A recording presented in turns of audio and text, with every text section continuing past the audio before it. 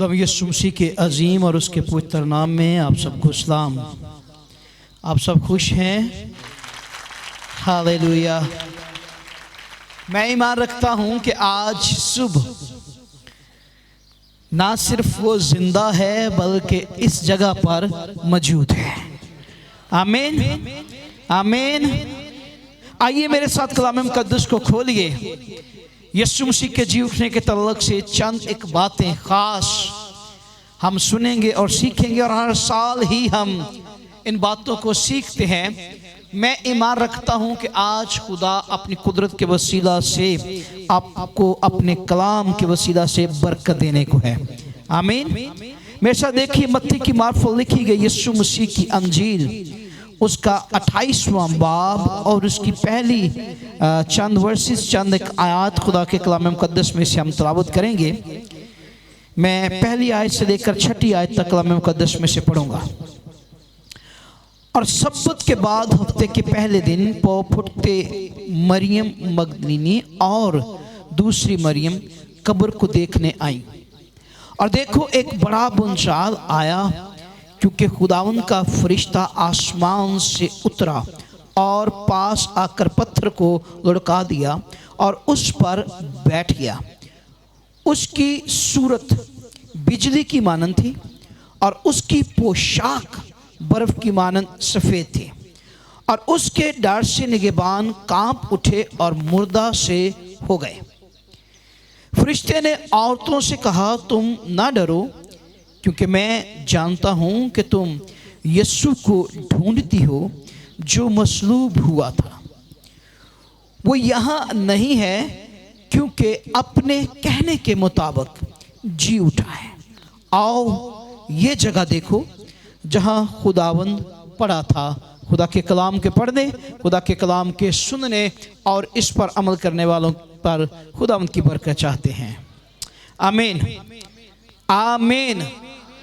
इससे पहले कि हम यीशु मसीह के जी उठने के तल्लुक से बात करें, ये हवाला जो पढ़ा गया और यीशु मसीह के जी उठने के तल्लुक से, यीशु मसीह की मौत के तल्लुक से, और स्पेशली आज सुबह जब हम इस बात के लिए इकट्ठे हैं, इस बात को सेलिब्रेट करने के लिए इकट्ठे हैं कि वो मुर्दों में से जी उठा है, तो ये ना सिर्फ मत्ती की मार्फत लिखी गई अंजील, बल्कि जो चारों अनाजील हैं उनके अंदर, उनके जितने मुसन्नफ हैं, उन्होंने यीशु मसीह के जी उठने के तल्लुक से चारों अनाजील के अंदर ये हमें मिलता, लेकिन सब ने अपने अपने ख्याल के मुताबिक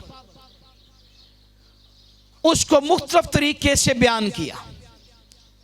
आज सुबह मैं कलाम मुकद्दस में से उन औरतों के तल्लुक से बात करना चाहता हूं जो यीशु की सलीब पर आई हैं।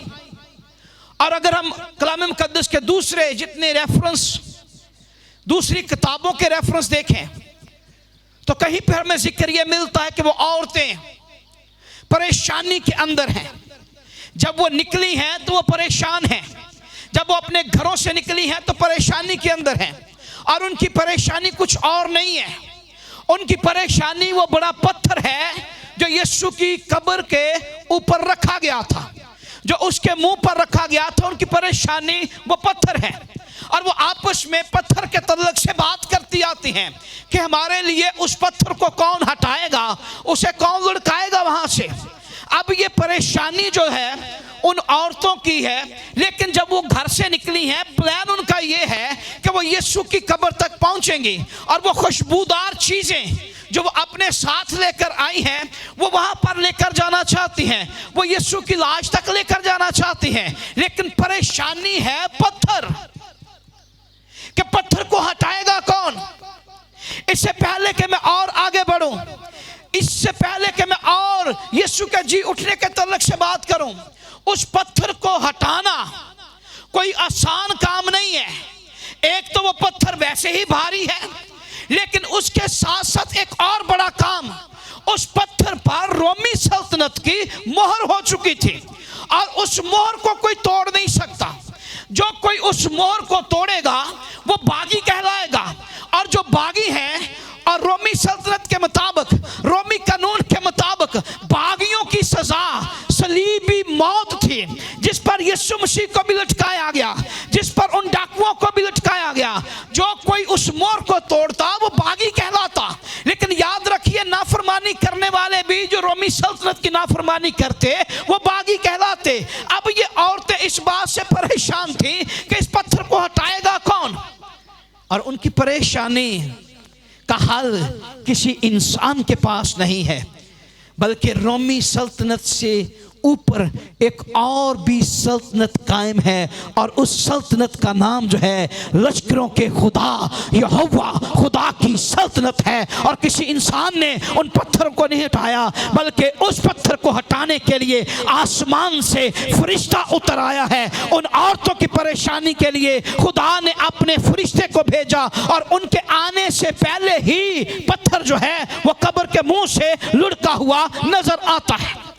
आज चर्च कलीसिया आपको मुखातिब करना चाहता हूं आज सुबह के इस पैगाम में, कि उस पत्थर के लिए तो वो औरतें परेशान थे, लेकिन आज कलीसिया के अंदर, आज के चर्च के अंदर, आज की दुनिया के अंदर बेशुमार ऐसी बहनें, बेशुमार ऐसे भाई, बेशुमार ऐसे लोग हैं जिनकी जिंदगियों के अंदर बड़े बड़े पत्थर हैं। हो सकता है बीमारी के पत्थर हो सकता है औलाद की नाफरमानी के पत्थर हो सकता है वो अपने शौहर की वजह से परेशान हैं, हो सकता है खानदान के अंदर बीमारियों के पत्थर हैं, और परेशानियां आज भी लोगों के पास हैं, उनकी जिंदगियों के अंदर परेशानियां हैं। लेकिन याद रखिए, वो खुदा जिसने अपने लोगों के लिए, उन औरतों के लिए उस पत्थर को हटाया, वही जिंदा खुदा आपकी जिंदगी में से इन परेशानियों के पत्थरों को हटाने की कुदरत रखता है। लेकिन जरूरत इस बात की है कि उन औरतों की तरह अपने दिल के अंदर फैसला कर लीजिए, दुनिया के दर छोड़ दीजिए और यीशु मसीह की तरफ चलना शुरू कर दीजिए, क्योंकि उस वक्त वो औरतें मसीह की कब्र की तरफ चलना शुरू हुई। लेकिन आज हम मसीह की कब्र की तरफ नहीं चलना चाहते, बल्कि कब्र तो खाली है, वो जिंदा है। हम जिंदा मसीह की तरफ चलना चाहते हैं, और जो कोई चलेगा उसकी जिंदगी के पत्थर जो हैं वो निकल जाएंगे, उसकी जिंदगी की परेशानियां जाती रहेंगी, पत्थर चाहे कितना ही बड़ा क्यों ना हो। सिर्फ पत्थर हटा ही नहीं था, सुने एक और बात आपको मजे की बताऊं, पत्थर हटा ही नहीं था, बल्कि उस पत्थर पर तो फरिश्ता बड़े मजे से ऐसे करके बैठा हुआ था। कैसे? ऐसे करके कि अब दोबारा ये पत्थर लुढ़ के कहीं वापस ना जाए, अब ये पत्थर लुढ़कर वापस उस जगह पर ना जाए, बल्कि खुदा ने फरिश्ते को उसके ऊपर बैठा दिया। और जहां पर खुदा का फरिश्ता ठहर जाए, वो पत्थर कैसे हिल सकता है? अगर आपकी जिंदगियों में पत्थर हैं, जब एक बार खुदा उन पत्थरों को हटा देगा, तो मैं इस बात पर ईमान से कहता हूं कि जरूरत नहीं उन पत्थरों की कि दोबारा आपकी जिंदगी में, दोबारा आपके खानदान की जिंदगी में फिर कभी वो नजर आए। जब एक बार खुदा उन पत्थरों को निकाल दे, फिर वो पत्थर कभी वापस नहीं आ सकते। आमीन। आगे बढ़ना चाहता हूं, शॉर्ट बातें करूंगा, लेकिन मैं ईमान रखता हूं कि आप कलाम के वसीला से आज बरकत पाएंगे। एक और बात जो मेरे दिल में खुदा ने सुबह सवेरे आज डाली, मैं तकरीबन कोई सारी रात ही, बल्कि कल सुबह से ऐसे जाग रहा हूं और कंटिन्यू चल ही रहा है ऐसे ही। तो जब मैं सुबह बैठा हुआ था तो मैं सोच रहा था कि दुनिया के अंदर बेशुमार मज़हब हैं जो ऑथेंटिक और रिकॉग्नाइज्ड मज़हब जो है ना, रिलीजन, वो तकरीबन मेरे ख्याल में कुछ 4000 के लगभग, और अगर कुछ और उनमें मिला दिया जाए जो रिकॉग्नाइज्ड नहीं है, जो ऑथेंटिक नहीं है, जिन्हें माना नहीं जाता, वो तकरीबन कुल मिला के कोई 9 से 10 हज़ार ऐसे मज़हब दुनिया के अंदर पाए जाते हैं। लेकिन हर एक ने अपने अपने मजहब की कोई बेस बनाई हुई है, किसी ना किसी बेस पे वो खड़ा है। कईयों ने पत्थर खड़े किए हुए हैं, वो भी किसी बेस को लेकर खड़े हैं। कईयों ने बुत बनाए हुए जानवरों के, वो भी किसी बेस को लेकर खड़े हैं। कई सुबह सवेरे सूरज के सामने खड़े हो जाते हैं, सूरज की पूजा करते हैं, वो कहते हैं हमने भी कोई बेस बनाई हुई है। याद रखिएगा, बेशुमार मज़ाहब अपने नबियों की, पैगंबरों की, वलियों की, उनकी पैदाइश के दिन को सेलिब्रेट करते हैं। हम भी करते हैं, 25 दिसंबर हम भी सेलिब्रेट करते हैं।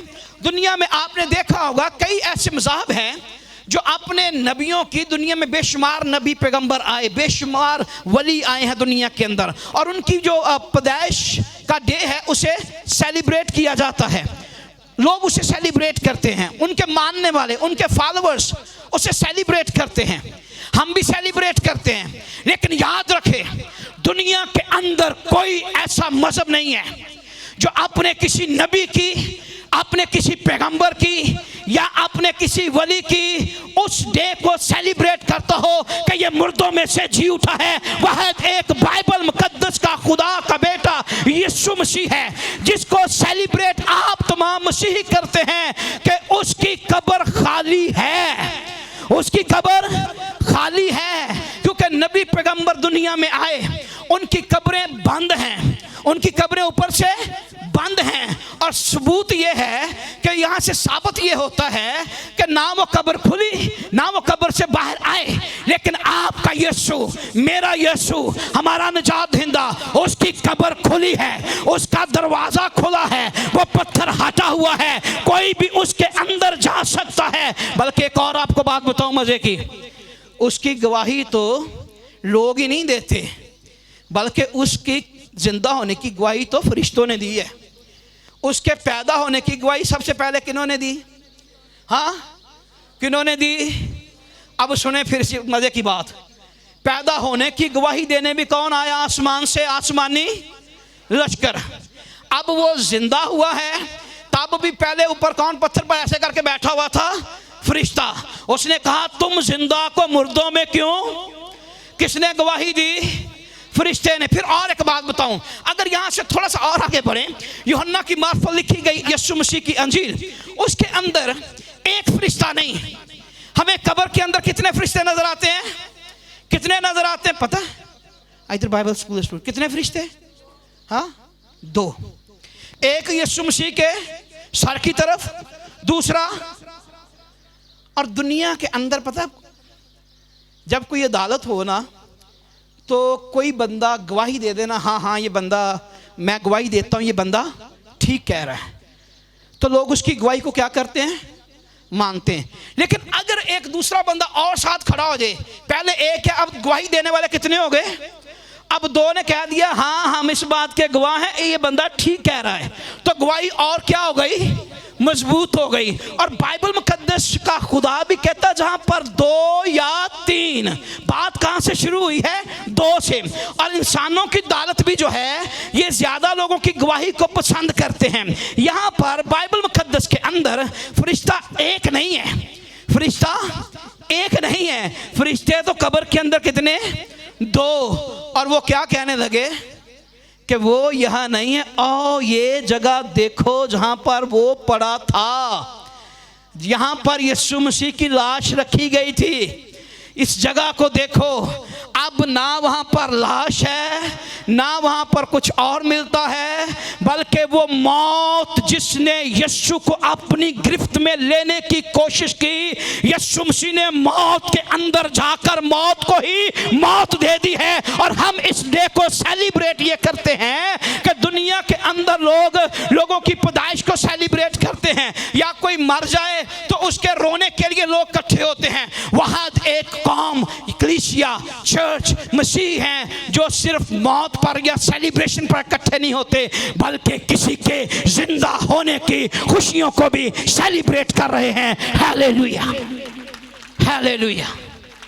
मैं आगे बढ़ना चाहता हूं, एक और बात आप तक पहुंचाना चाहता हूं कि जिस तरह मैंने मज़हब की बात की, दुनिया के अंदर मैंने मज़हब की बात की है, एक और आपको बात बड़ी ज़बरदस्त बताना चाहता हूँ, उसके बाद वाइंड अप करेंगे। मैं इंतज़ामिया से कहूँगा आप लोग रेडी रहें प्लीज़ ज़रा क्विकली सर्विस के लिए।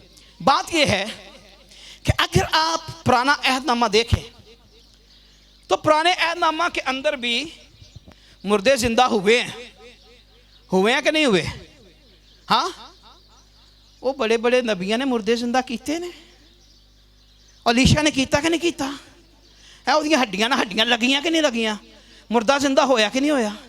एलिया ने किया कि नहीं किया, मुर्दे जिंदा हुए हैं। फिर आगे यीशु मसीह ने भी तो मुर्दे जिंदा किए नए नामा में। हाँ, लाजर को यीशु के सलीब चढ़ने से पहले लाजर को जिंदा किया कि नहीं किया। हाँ, उस बेवा के बेटे को जिंदा किया कि नहीं किया। उसको जिसको कहा था तलीता कुम्मी लड़की को, वो जिंदा हुई कि ना हुई, हो गई। लेकिन बाइबल इस बात की गवाही देती है कि जितने जिंदा ये हुए ये सारे ही फिर मर गए। जितने ये जिंदा हुए ये सारे ही मर गए। जो एलिया ने जिंदा किया वो भी मर गए, एलीशा के वसीला जिंदा हुआ वो भी मर गए, यीशु ने जिंदा किया ये फिर मर गए। लेकिन एक वाहद यीशु मसीह की जात जो जिंदा हुई है और दोबारा कभी नहीं मरेगी, बल्कि अब्दुल्लाबाद जिंदा रहेगी। क्योंकि जब कोई जिंदा हुआ पुराने ऐनामा में, जब कोई जिंदा हुआ नए ऐनामा में, वो अपने उसी बदन के वसीयत से जिंदा हुए। लेकिन मेरा और आपका मसीह जब जिंदा हुआ है तो वो जलाली बदन में जिंदा हुआ है, उसे कभी दोबारा मौत नहीं आ सकती। बल्कि मुकाशफा की किताब में लिखा गया है, देख मैं मर गया था अब जिंदा हो और अब्दुल्लाबाद जिंदा रहूंगा। Hallelujah, hallelujah. वाहिद एक यीशु मसीह की हस्ती है जिसे दोबारा मौत नहीं आई और ना कभी मौत उसे छू सकती है। चर्च, आपको इनकरेज करना चाहता हूं, आपको मुबारक देना चाहता हूं, आपको आज अप्रिशिएट करना चाहता हूं कि आप उसके मानने वाले हैं जो दुनिया का खल्क करने वाला है। आप उसके मानने वाले हैं जिसने मौत और कब्र पर फतह पाई है। आप उसके मानने वाले हैं जिसने आपके लिए हमेशा की जिंदगी का दरवाज़ा खोल दिया है। आप उसके फॉलोअर हैं जिसने कहा ऐ मौत तेरी फतह कहाँ रही। आज मैं आपको बताना चाहता हूँ कि यीशु मसीह सिर्फ कब्र में से ही जिंदा नहीं हुआ, बल्कि आज सुबह आपके दरमियान इस सर्विस में आपको बरकत देने के लिए, आपको छूने के लिए, आपकी जिंदगी के पत्थरों को हटाने के लिए, आपके लिए बरकत के दरवाजे खोलने के लिए, आपको आज सरफराजी देने के लिए, आपको हर तरह से सरफराज करने के लिए इस इबादत के अंदर मौजूद है। आइए उसकी मौजूदगी के लिए जोरदार तालियां बजाइए, क्योंकि वो आज शुभ अपने लोगों के दरमियान मौजूद है। खुदावंद आप सबको अपने कलाम के वसीला बरकत दे, यीशु के नाम से आमीन, आमीन। जोर से बोले आमीन। अगर आप चाहते हैं कि आप 24 घंटे खुदा के खादिम पास्टर शहजाद के साथ राब्ते में रहें और खुदा का खादिम आपके लिए दुआ करे, तो आप हमारे इस YouTube चैनल को, जो कि पास्टर शहजाद सदीक ऑफिशियल के नाम से है, इसे सब्सक्राइब करें और बेल आइकन को भी प्रेस करें। God bless you all.